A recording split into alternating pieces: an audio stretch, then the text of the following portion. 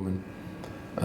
There was a time after she passed away, in the week after Shiva, after Yom Kippur, between Yom Kippur and Sukkot, the Rebbe gave instructions to some people they should take everything out of the Rebbe's house, anything that was in the bureaus and the drawers should be packed up in boxes and taken to 770 to leave nothing over, which was done.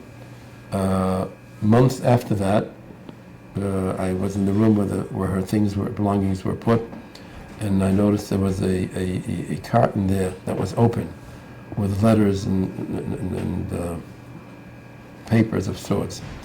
And I started looking into it, and I found there a collection of over 100 pages written in the Ksav Yad of the Rebbetzin Chana, and it was part of her diary about the arrest of her husband back in 1939 when he was arrested from Yekaterinslav at Dnipropetrovsk and sent off to Alma-Ata.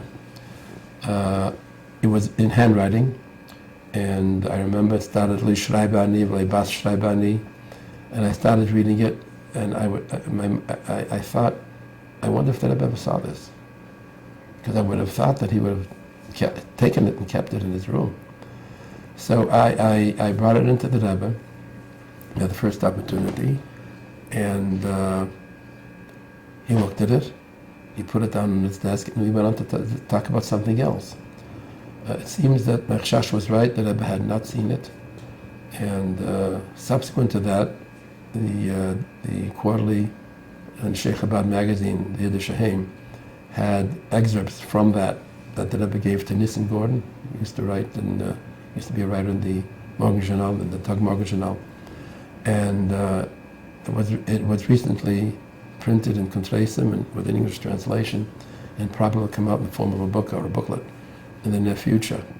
But it's as people will see when they read it, it's an amazing sort of story and depiction, written with elegance, not only the language but the tone.